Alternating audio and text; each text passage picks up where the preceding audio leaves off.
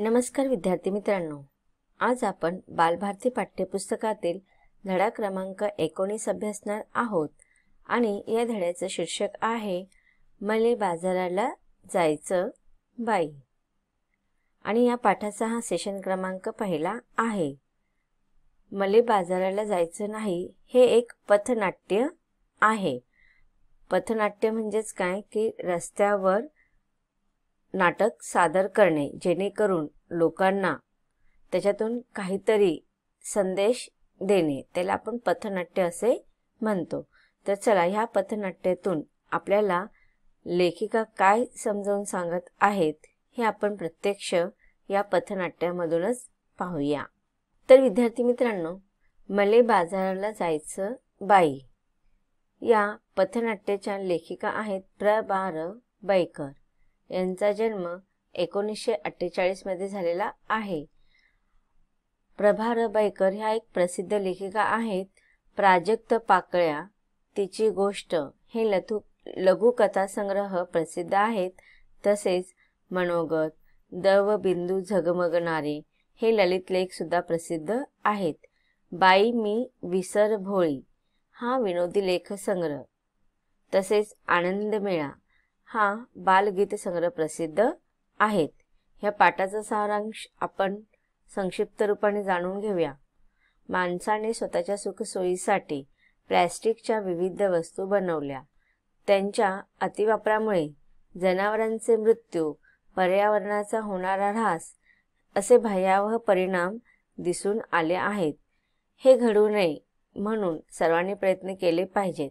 मग आता इथे लेखिकेने आजच्या विज्ञान युगामधील मनुष्याने स्वतःच्या सुखसोयीसाठी ज्या काही प्लास्टिकच्या वस्तू बनवल्या आहे, परंतु त्या प्लास्टिकच्या वस्तूंच्या अतिवापरामुळे जनावरांचे मृत्यूंचे प्रमाण वाढलेले आहे। त्याचप्रमाणे पर्यावरणाचा ऱ्हास सुद्धा होत आहे।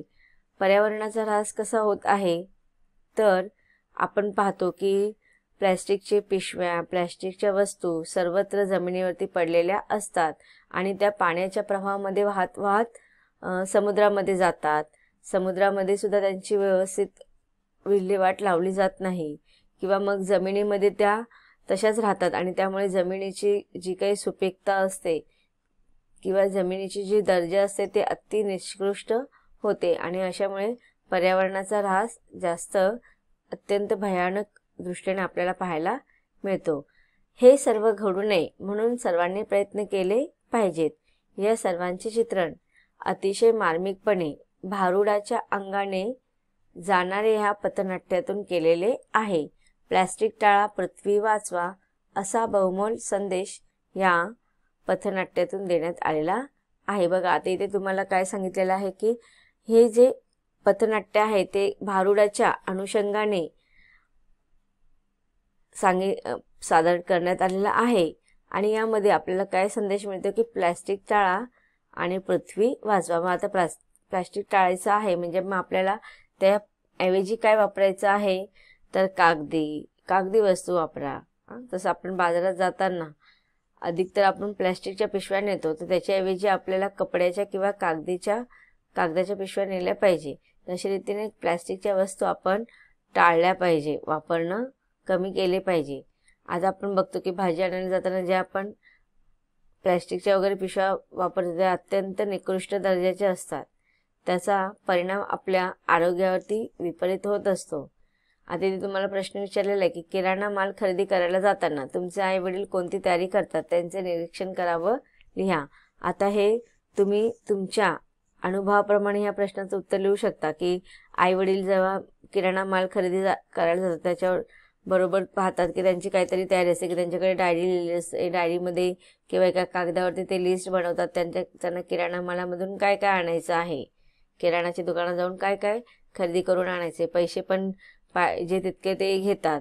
त्याच्याबरोबर सगळ्यात महत्त्वाची गोष्ट म्हणजे सामान आणण्यासाठी ते पिशवी घेतात की नाही। मग ह्या पिशव्या कशाच्या असतात त्या आपण निरीक्षण करायचं आहे। जर प्लास्टिकच्या पिशव्या आपल्या घरातील मोठे व्यक्ती वापरत असतील तर आपल्याला त्यांना थांबवता आलं पाहिजे।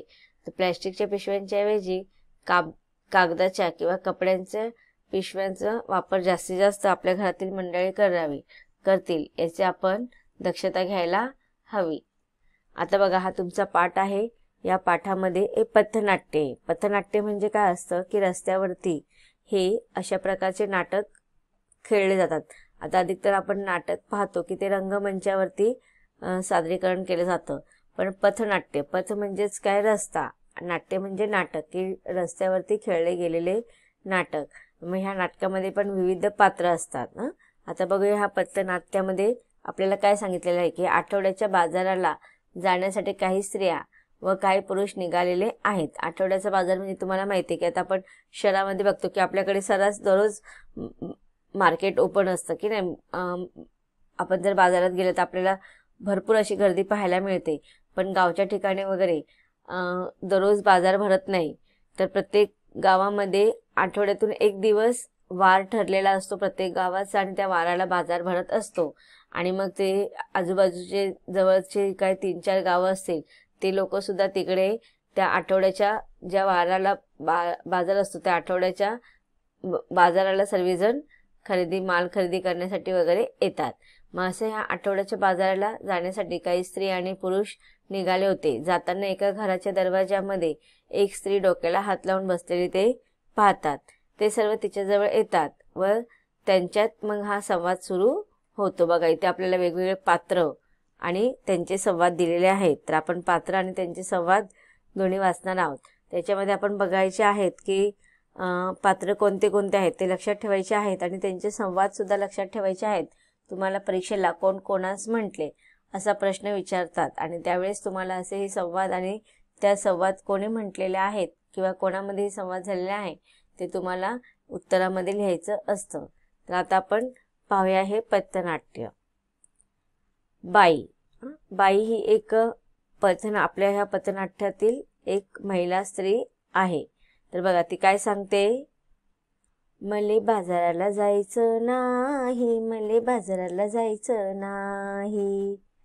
आता तुम्ही बघितलं असेल पथनाट्य जे असतात ते अधिकतर असे भारुडाच्या स्वरूपामध्ये गाऊन म्हटले जातात, जेणेकरून की आजूबाजूची रस्त्यावरची जी लोक असतात ते तिथे गोळा व्हावेत आणि त्यांना ते नाटक पथनाट्य त्यांनी पाहावे आणि त्यांना त्या पथनाट्यातून काहीतरी एक ध्येय किंवा उद्देश किंवा संदेश दिला जातो. तर आता आपण या पाठातून आपल्याला या पथनाट्यातून काय संदेश देण्यात येत आहे ते आपण ह्या पथनाट्यातूनच जाणून घेणार आहोत. बघा, ती बाई बसलेली आहे आणि ते सगळे लोक तिला जाऊन विचारतात. तेव्हा ती काय म्हणते, मले बाजाराला जायचं नाही. नाही म्हणजे नाही, मले म्हणजे मला. तर ते काय म्हणते की सगळे बाजाराला जायला निघालेत पण मला काही बाजाराला जायचं नाही. मग सगळे इतर मंडळी तिला विचारतात, काग बाई, काग बाई, काग बाई. मग ती बाई म्हणते, नग बाई, नग बाई, नग बाई. आता ती काय सांगते की मला बाजाराला काही यायचं नाही, तुम्ही आपलं जायचं तर जा. मी इतर मंडळी तिला विचारतात, का बाई तुला नाही जायचं बाजारात? तेव्हा ती म्हणते, नको बाई, नको बाई, नको बाई. मग पहिला पात्र येतो. याच्यामध्ये बघा, पथनाट्यामध्ये वेगवेगळे पात्र असतात. मग इथे आपल्याला नाव दिलेलं आहे की पहिला. का बरं जायचं नाही, कारण काय ते सांगशील की नाही? मग आता बघा, पहिला पात्र येतो, व्यक्ती येतो आणि तिला विचारतं, बाई तुला का बाजारात जायचं नाहीये आणि का नाही जायशील, त्याच्या पाठीमागचं कारण तर सांगशील? बाई, अव बाजाराला जायचं कशा कशाची खरेदी करायची. आता ती सांगते की बाजाराला जायचं आणि कशा कशाची खरेदी करायची, म्हणजे काय काय वस्तू विकत घ्यायची. तर दुसरा येतो, आता दुसरा पात्र आलेला आहे, कशा कशाची, कशा कशाची. आता बघा, ती बाई आपल्याला सांगणार आहे की ती बाजारात गेल्यावरती कशा कशाची खरेदी करणार आहे. आव मंडळी, डाळ तांदूळ अन भाजीपाला, साबण कपडे चपला. आता बघा, ती काय काय सांगत आहे. आव मंडळी म्हणजे अहो मंडळी, आपण जेव्हा बाजारात जातो आपल्याला कशा कशाची वस्तू खरेदी करायची नसतात. डाळ घ्यायचे असतात, तांदूळ घ्यायचे असतात, भाजीपाला घ्यायचे असतात, साबण घ्यायचे असतात, कपडे चपला. काय बाय लागत आपल्या संसाराला.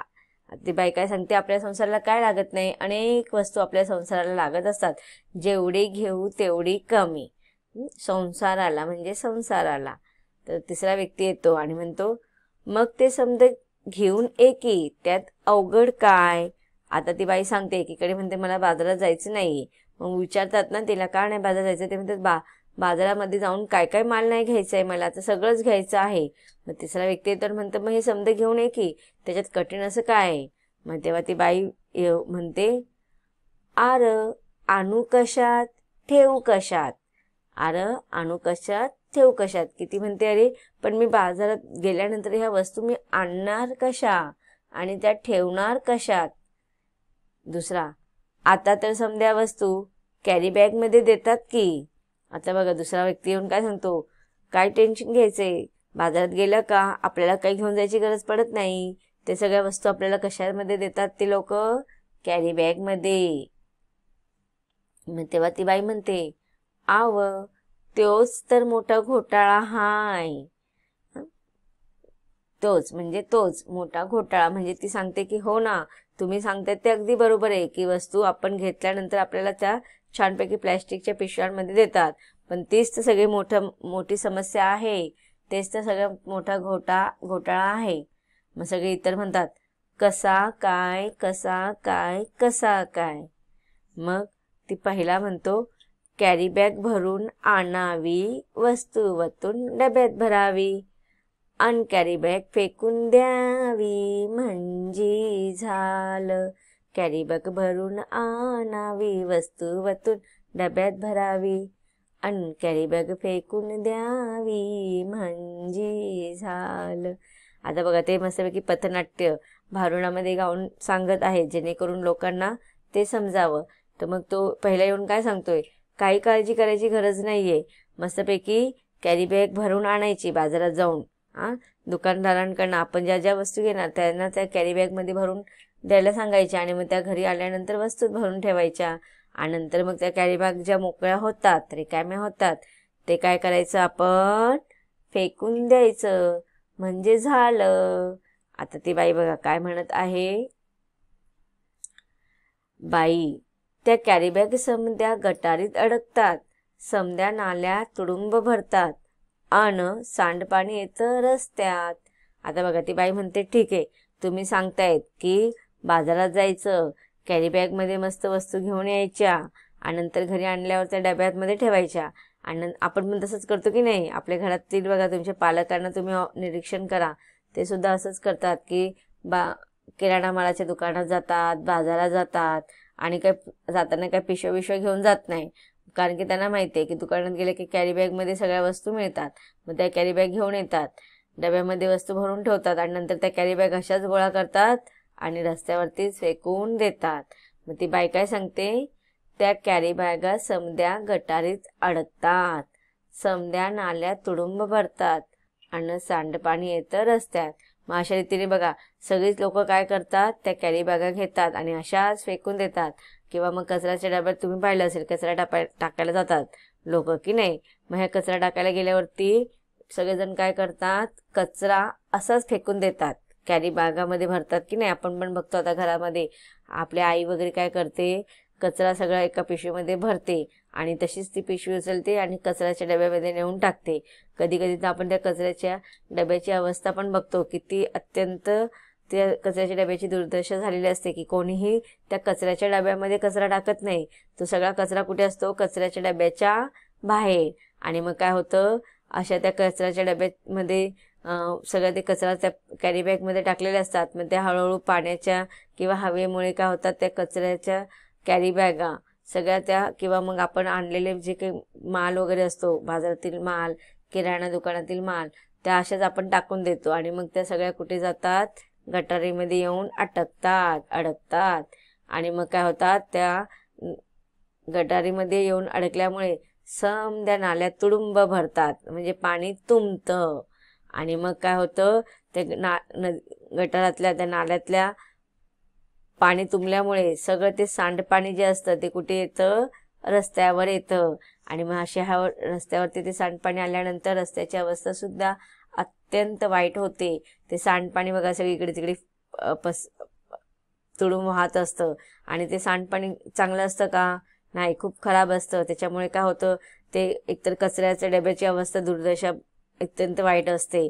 लोक सुका कचरा, ओला कचरा सगळं एकत्र टाकतात, सगळे मच्छर वगैरे बसतात, दुर्गंधी सगळीकडे पसरते. आणि असंच ते सांडपाणीमध्ये सुद्धा तसंच होतं, सगळीकडे मच्छर वगैरे असतात आणि ते मच्छर सगळीकडे पसरलेले असतात.